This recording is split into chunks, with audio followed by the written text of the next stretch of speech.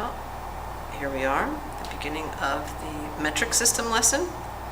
We're going to begin today. This is Metrics I. We'll be talking about the base units in the metric system that you will need to know. We'll talk about making conversions in the metric system within. We'll make conversions between metric and English system, and then we'll describe how dimensional analysis can be helpful. All right, so this is chapter 3. Depending on which textbook that you have, it's also just known as the metric system. And many of you may already have had some introduction in some of your old science classes, but here we go so that everybody's on the same page. All right, the metric system was invented after the English system, and they both had as their standard of measurement something that was basic that they could all say, all right, here's our base unit. In the English system, it was the foot of a king. In the metric system, it has to do with standards on the planet Earth that don't change. The biggest difference between them is that you don't have to memorize the conversions in the English system, like 3 feet in a yard, 12 inches in a foot, etc. Metric system, all you need to know is the prefixes. They're all base 10, and it's very easy to move from one to another.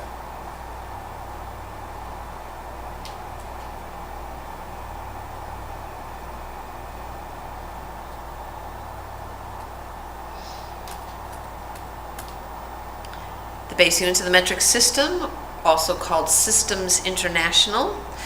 To measure linear distance from one place to another is called a meter. We symbolize that with a lowercase m. To measure the amount of substance, mass that we call it on the planet Earth, our basic SI unit, Systems International, is the gram. Use the lowercase g to symbolize. Volume, how much space something takes up. Our base system unit is the liter. Use a capital L for that one. And time, which we don't use as much in this class as you might use in physics, the base unit is the second, and you abbreviate with a lowercase s. Each of these units, length, mass, volume, time, meter, gram, liter, second, those are the base units. In the metric system, you simply add a prefix, and that describes either smaller than the base unit or larger than the base unit.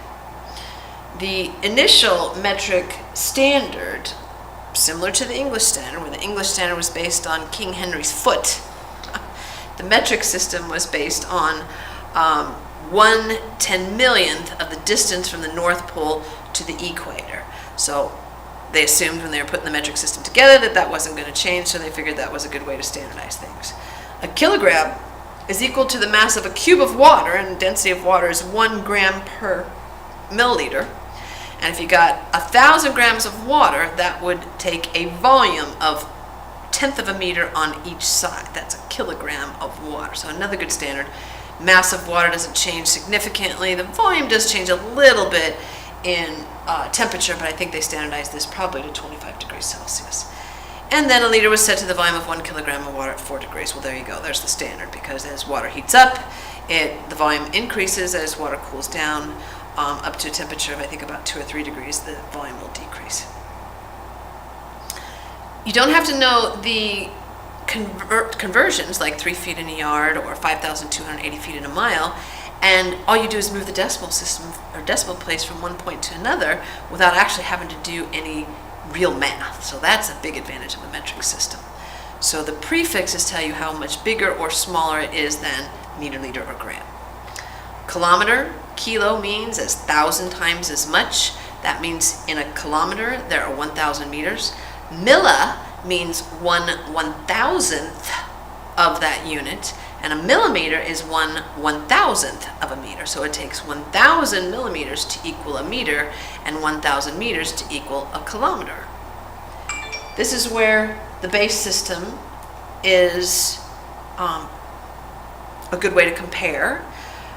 You will not need to know all of those prefixes. The most common ones are the ones that we're going to need to know.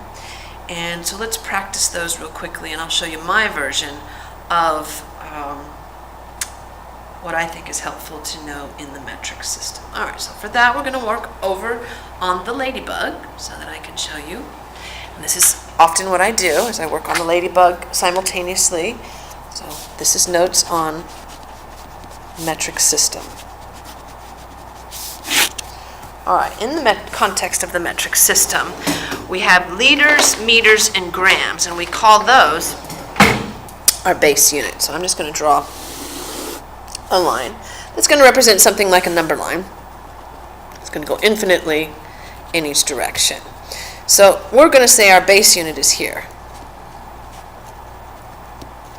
And remember, the base unit is either meters, which is length, liters, which is volume, or grams, which is mass. Now, there's two units larger than the base unit, but those are not ones that we use frequently. The one that we use most frequently is kilo. One larger than the base unit is, and two larger is not ones that you necessarily need to know. Kilo is 1,000 times as large as any of these base units. So a kilometer has 1,000 meters in it. A kiloliter or a kilogram has 1,000 of those units. So we don't necessarily use those, so I'm not going to ask you to know those prefixes. We do use a lot in chemistry that is smaller than the base unit because we deal with small things. The unit smaller, so this is in the direction of smaller, and this is in the direction of larger. The first unit that's next to the base unit that's a smaller unit is deci. So kilo is a prefix that's larger. Deci is the first prefix that's smaller. And deci means that there is 1/10 of that many things from the base unit. So for example, in a decimeter, there are 10 decimeters in 1 meter. So that's how that works. Next to deca is the next prefix we use commonly in chemistry, which is centi. Centi is 1/100th of the base unit. And the next one next to centi is milli, and that's 1/1000th of the base unit. So those are three that we use frequently in chemistry, especially in the lab. We measure a lot of things in centimeters or millimeters, and it's helpful to know that a decimeter is next. Then there's two other smaller units we don't use so much, and we get to, I'm going to have to extend my number line here. Actually, we'll make the two smaller units next to each other. So we don't use that one much, we don't use that one much. We do tend to use this one, and probably more in biology than you would in chemistry. This prefix is micro. And those are the scale of things you might be able to see under a microscope. You can't see an amoeba with the naked eye, but you can see an amoeba under a microscope. So a microscope is 1/10 to the 6th, so a millionth as big. And then there's two units that we don't use as much. And finally, the smallest unit that we use often in chemistry is nano, and that's 1/10 to the 9th as big as any of these. So the prefixes you need to know and need to know how to make conversions between in this class are 1, 2, 3, 4, 5, 6 prefixes, and of course you'll need to know the base unit and how far they are away from each other. Now, in your textbook, Corwin has you do the conversions in the metric system in a way that's, I think, is a little bit more cumbersome. I have a way using this metric line that would be very helpful. So what I would do, switch back to the PowerPoint so that we have some problems. We can look and compare. All right. Those are some of the prefixes and a few of the metric equivalents. And then we get to what we call the unit factors. Now, we use a lot of unit factors in chemistry. We make conversions all the time. I've heard it called unit factor, dimensional analysis, conversion method. There's lots of different ways to talk about it. But basically what you're doing is you're setting up a ratio or a proportion that is an equivalency from one unit in the metric system to another. For example, here's an equivalency. We know that 1 kilometer is 1,000 times as large as a meter. So in 1 kilometer, there are 1,000 meters. So this equivalency is true, that in 1 kilometer there's 1,000 meters. You can also express this equivalency by flipping the fraction, and it still is a true ratio. There are 1,000 meters in a kilometer. Similarly, you can do units that are smaller. A millimeter is 1,000 times as small as a meter is, and there are 1,000 of them in a metric meter. So either of these conversions is useful when you're making conversions in the metric system. Anytime you do these conversions or dimensional analysis or unit factor method, whatever you want to call it, Corwin, the author of your text, says, and I agree with him, that there are 3 important steps to take prior to actually going through and starting to work the problem. First of all, you got to know what it is that you need. What is it that they're asking for? What is the unit they're asking for? What is it that you're given, right? And then what's going to connect what you're given to what it is that you need to find out. So, for example, let's go at this a little bit more stepwise. They want to know what's the mass in grams of a 325 milligram aspirin tablet. So if we look at the problem carefully, what we see is that what is the mass in grams? So mass in grams, units of grams is what we want, and we're starting with milligrams. All right, so what I'm going to do now is we're going to go back to the ladybug, and I want to, oopsie, let's see how I can shut this down. There we go. All right, and show. Now we're going to go over to the ladybug. We say mass in grams of a 325 milligram aspirin tablet. All right, so mass in grams is what we want. What we have is 325 milligrams. This is what we have. Okay, so our connection, here's what we've got. Here's what we're starting with. Here's what we want to get to. We've got to connect one to the other. So we got to look at grams versus milligrams. Now, here's our base unit of grams. So we're going to put an X on the base unit. That's where we're starting. And we want to get to milligrams. So there's where it is on the number line. So we're going to start with the unit that we're beginning with, 325 milligrams. That's what we have. Now, we need a connection that's going to get us to how many grams that is in 325 milligrams. So anytime you're doing a dimensional analysis problem and you have to set up a conversion factor, what you want to do is you want to get the thing that is in the unit that you're starting with, the thing that you have. Those units have to go on the bottom of the conversion factor, because that way they cancel out. You're going to pretend that this is some number over 1. And if you're doing cross multiplication, when you cross multiply these things, the units will cancel out. So we're going from milligrams to grams, so we're going to put the unit that we want on top. So generally, this is what we want, this is what we have, and now you have to go and look at your number line. And here's my trick. And Corwin's not going to tell you this, but this is something that I found is helpful for students. And you look and you say, all right, between grams and milligrams, which one is larger? Which one is bigger of those two units? And the one that's going to be further to the right is going to be the thing that's larger. So in between grams and milligrams, grams is our base unit, and that's the thing that's larger. So we're going to put the 1 in front of the thing that's bigger. Easy peasy.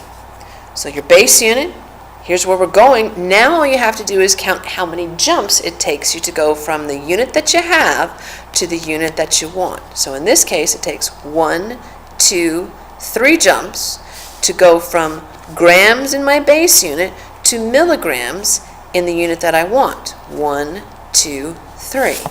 So down here in my conversion factor, I start with a 1, and I simply add as many zeros as I have to jump in the case of this particular conversion factor. Now, when I plug this into my calculator, I have to know, am I going to multiply or divide?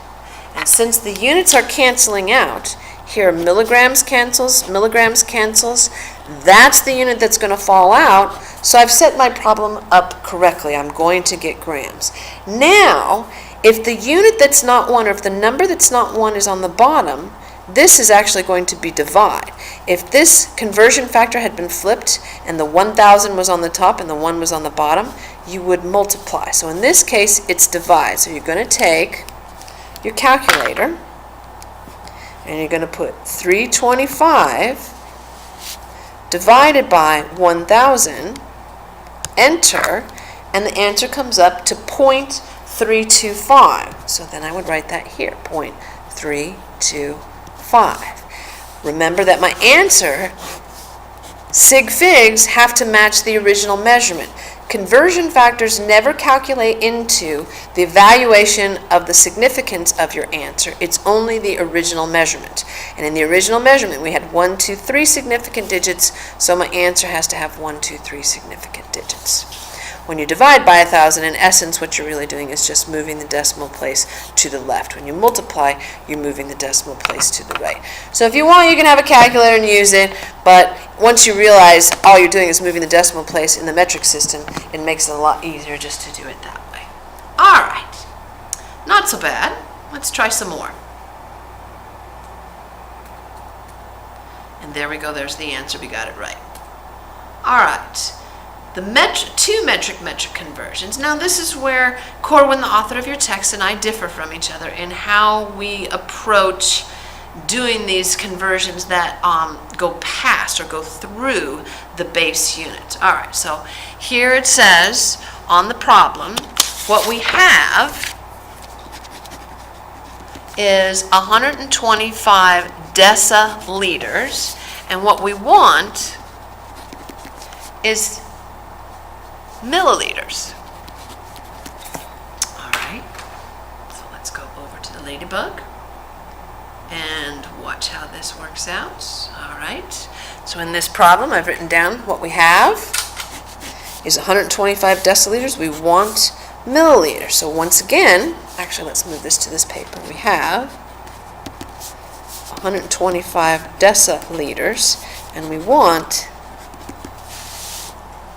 how many milliliters that is. All right, I put it on the other piece of paper because this way we can use my metric number line here as the backdrop on how to do this particular problem. So, all right, have and want. So I'm going to start with what I have, which is 125 deciliters. I need a conversion factor that's going to get me from deciliter. So you see I simply move the units from what I have down to the bottom of the ratio or the conversion factor that I'm going to use. And what I want, I'm going to put on top, milliliters. All right, now I'm showing you my method. I'll show you Corwin's method in just a minute. So we look at deciliters and we look at milliliters. And you say to yourself, all right, self, which one of those is bigger, a milliliter or a deciliter? So we have to look. Here's a deciliter, here's a milliliter. So which one's bigger? The deciliter is bigger. We're going to put the 1 in front of the unit that's bigger. Then we look between deci and milli. There's 1, 2 jumps, and that means you have a 1 with 2 zeros. And you didn't need to know that there's 100 milliliters in a deciliter if you simply memorize this number line. So you can see where my method actually cuts down on some of the work. Now, in this particular conversion factor, the number that's not 1 is on the top. So where in this particular problem the number that's not 1 was on the bottom and you had to divide, now the number that's not 1 is on the top, so you're going to do the opposite, which is multiply. So once again, you take out your calculator. 125 times 100 gives you a number 12,500. So we have 12,500. Check our units. Deciliter cancels. What falls out in my answer is milliliter. So in 125 deciliters, there is 12,500 milliliters. All right? So Corwin is going to have you do something different. What he likes to do is, if it's not straight away, he has you start with the deci, go to the base unit, and then go back to milli. I think that takes a little bit more time than is necessary, so I think that's kind of defeating the purpose. All right, so if we go through, there's the answer. We got it right. That always makes you feel better, right? 12,500 milliliters. All right, sometimes you have to go between metric and English, and this actually was the problem with the Hubble telescope. They almost lost the Hubble telescope in space because the American scientists were using the English system and everybody else wanted metric. So when they used the conversion factor, in this case probably something like 1 inch is 2.54 centimeters, It's not an exact number. There's a lot, that's a rounded number. It's 2.5 something, something, something, something, something. And because it was rounded, it doesn't seem like it would make that much of a difference. But when you get out in space and that tiny little bit of rounding is expanded into the size of the universe, it does make a big difference. And they almost lost the Hubble telescope because of that. So occasionally we have to make conversions between metric and English units. And in order to do that, we have to have some information about what are the basic equivalencies. Well, here's a basic equivalency for length. An inch is 2.54 centimeters. Another basic equivalency for mass is a pound, is 454 grams. And in the English system, a quart is 946 milliliters in the metric system. So if we go to this particular problem, the question is asking us, it says the length of an American football field, including the end zones, is 120 yards. All right, so we have 120 yards. What is the length in meters? So that means that's what we want, is how many meters is in that particular measurement. All right, so let's go and work it out on the overhead. So what we're going to do,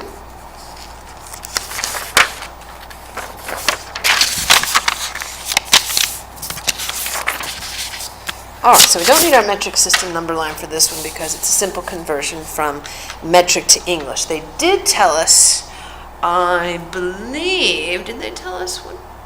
Oh, here we go. 1 yard is, so they got 1 yard is 0.914 meters. All right, so 1 yard is 0.914 meters. So there's our conversion factor. We can use it like this. 1 yard is 0.914 meters. But it's also true that 0.914 meters is equal to 1 yard. So you can use the conversion either way. So we're going to start with what we have, which is 120 yards. So we're going to write 120 yards. We need to get us a conversion factor to go from yards, so we're going to put that on the bottom, because we want that unit to cancel out, to meters, which is on the top. And we've got a conversion factor. Now this is not information you're going to need to memorize or know. It would be given to you in the context of the problem, so that's not information you're necessarily going to need to know. So now it doesn't matter which one is bigger because they're both equivalent unit of length. You simply have to insert the numerical values that are in front of the equivalency or the unit in order to complete the conversion factor. So 0.914 goes in front of meters and 1 goes in front of yards. So now the number that's not 1 is on the top, so hopefully you know that that's a case where you're going to have to multiply. So in this case we're going to take 120 times 0.914, enter, and that gives us 109.68.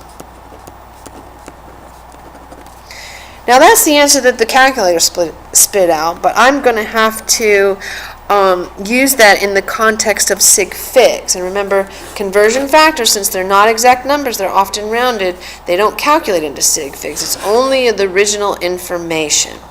And since there's not a decimal in this measurement of 120 yards, I'm going to have to say that it only has 2 sig figs, right? Because that 0 is not significant. If the number was expressed as 120, then the 0 would be significant, right? But it's not. There's no decimal there, so I'm saying there's only 2 sig figs. So how could we round this answer to report only 2 sig figs, right? Well, hopefully you said we would round it to 110 meters, right? No decimal place, which means those are the only 2 significant figures. That one is not significant. 109 would not be an appropriate response because that has 3 sig figs, and 110 with a decimal would not be an appropriate response because that also has 3 sig figs. You wanted only 2 sig figs, so in this case the answer is 110. All right.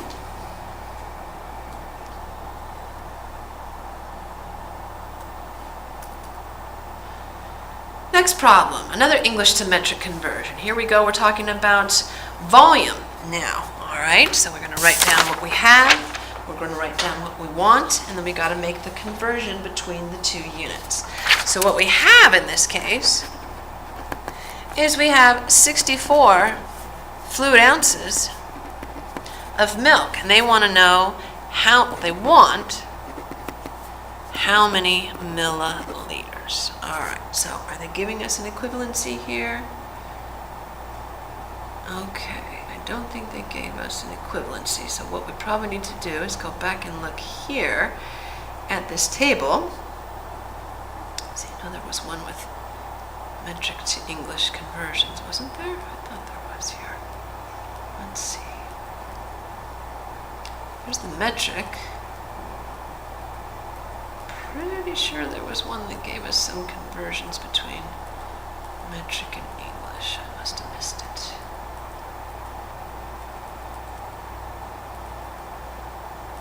Here we go. All right, here's the equivalency we're looking for. So we want volume. So it looks like 1 quart is 946 milliliters. So there's the conversion. That's going to get me from one unit to another. All right, so we're going to shut that down and go over to the ladybug. All right. So here's what we have, 64 fluid ounces. We want to know how many milliliters are in 64 fluid ounces, and here is our conversion factor that's going to get us from the English system, right, to metrics. So we're going to start with what we have, which is 64 fluid ounces. Well, let's see. We don't have ounces to quarts, but I think there's 32 ounces in a quart. Let's check and see what the PowerPoint has to say.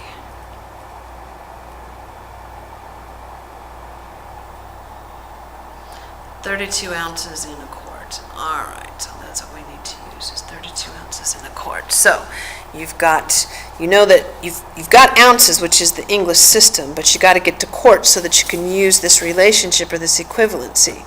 So if you start with ounces on the bottom and you want to go to quarts, and you say, all right, in 1 quart there's 32 ounces, so you can set up the problem that way. So ounces will cancel, and now we have our unit in quarts. So now I can go from quarts, which just like in ounces, we canceled them out here. Now I've got a second step problem. I want to set up quarts so that those units cancel, and I want to go from quarts to milliliters. Now all I have to do is look at the numbers, the numerical values in front of milliliters, in this case 946 and 1 quart. So now quarts cancels, and your answer should be in milliliters. Now this is a little bit more complex of a problem. You're going to have to plug a couple of numbers into your calculator, but it's still not impossible. So what we're going to do now, turn on our calculator, clear it. We're going to input the initial number, 64. So that's the first number I want to put in, is the 64.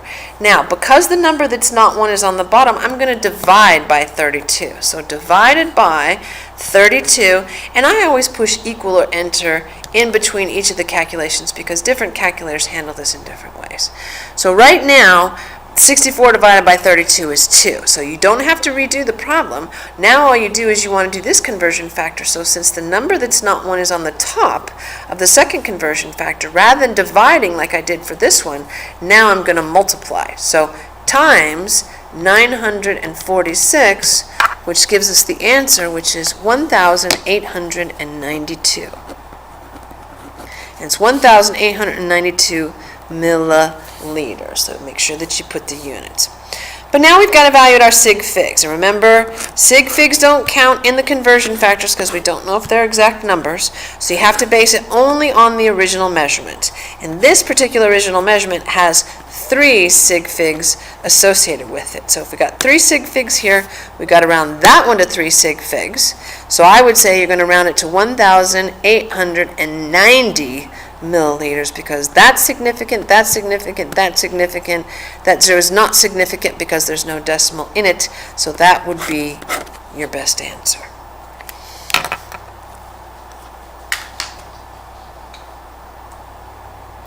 All right, so we go back. And now we start looking at things like compound units, where, for example, in this particular problem, we have a highway speed of 55 miles per hour, and say you took your car that was an American car over to London, and you've got to figure out how many meters per second that is.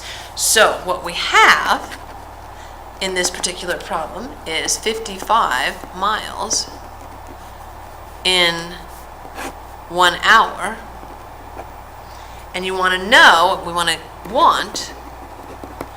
know how many meters per second that's going to convert to. My advice on doing these kind of problems is always to convert one of the fractions or one of the units at a time. If you try and focus on both at the same time, it's going to get super confusing. So if this is what we have and this is what we want, we're going to start out with what we have, which is 55 miles. And when they say miles per hour, they mean 1 hour. So if they don't specify, that's always 1 hour. All right, do I want to deal with miles first, or do I want to deal with hours first? I think time is probably a little bit easier and something that we all recognize a little bit more readily. So we're going to go from hours to seconds first, and we're going to ignore miles for now. So we're just going to focus on the time conversion. So our first conversion factor, we've got to get hours to cancel out. So now we're going to put it on the top. And we got to get from hours closer to seconds. So I don't have any idea how many seconds are in an hour, but I do know how many minutes are in an hour. So I would write minutes. And the thing that's bigger, in this case the hour, gets the 1 in front of it, and then I know that there are 60 minutes in an hour. So now my hours have canceled, and if I did this math, I would have miles per minute, right? And I would have minutes on the bottom, but I need seconds on the bottom. So I'm only working on the time frame right now. So I want to make another conversion factor. I'm going to take minutes and put it up here so it cancels out. And minutes then can get me to seconds. Of the two, the thing that's bigger is a minute, and there are 60 seconds in a minute. And now minutes cancels, and I have the units that I need in the bottom, which is seconds. So half the problem is done right now. I've gotten from 55 miles per hour to, if I did all this math, it would be miles per second. But I need meters per second. So now I have to convert miles into meters. Well, I believe the only thing I had was 1 centimeter, or excuse me, no, that's wrong. 1 inch is 2.54 centimeters. So there's the one that I was given, and I'm going to have to get miles into meters. So what I would do then is, I'm going to set up my next conversion factor. I'm going to take miles. I'm going to put on the bottom so that the miles up here cancels with the miles down there. Well, I have to get closer to an inch so that I can get over into the metric system. So miles, what do I know about a mile that would get me closer to an inch? Well, I certainly don't know how many inches are in a mile, but I do know how many feet are in a mile. In 1 mile, there are 5,280 feet. So now miles cancels and feet is on the top. But I got to get to inches so that I can use this conversion to go from English to metric. So I'm going to continue this down here because I'm running out of paper over here. So now I'm going to say times my next conversion factor. I want to put feet on the bottom because that's what's now going to cancel, and I got to get from feet to inches, so I can use this equivalency to get me from the English to the metric system. And I look at this and I say, all right, of the two, feet is bigger. I know that there are 12 inches in a foot. So now I've got inches. Now I can get myself from the English system to the metric system. So now I'm going to go inches to centimeters. And I know that 1 inch is 2.54 centimeters. So inch cancels. Now I'm in the metric system. Woohoo! I'm in centimeters. I need meters. So I still need one more conversion. Here's where we fall back on our handy metric to metric conversions. Here's our metric number line. So I have to go from centimeters to meters. I look at my metric number line. Here's centimeters. Meters is my base unit. The thing that's bigger is the thing that's further to the right, which is the base unit, in this case meters. So I'm going to put the 1 next to the thing that's bigger. And from the base unit to centimeters is 1, 2 jumps. So I'm going to put a 1 with 1, 2 zeros. Centimeters cancels. And now I have meters. So I have meters on the top, seconds on the bottom, because that's the only other thing that hasn't canceled. And now when I do the math, all of this will work out. So let's do the math together and follow along with your calculator so that you can make sure you're punching the buttons right and doing the math right. So we're going to enter the first number, which is 55. Calculate over a little bit. 55. And now since the number that's not 1 is on the bottom, I'm not multiplying there. I'm going to divide. So 55 divided by 60, enter. Number that's not 1 is on the bottom, so I'm going to divide again by 60, enter. Now the number that's not 1 is on the top, so now I have to multiply. So times 5,280, enter. Now I go down the bottom, the number that's not 1 is on the top, so that means I multiply, times 12, enter.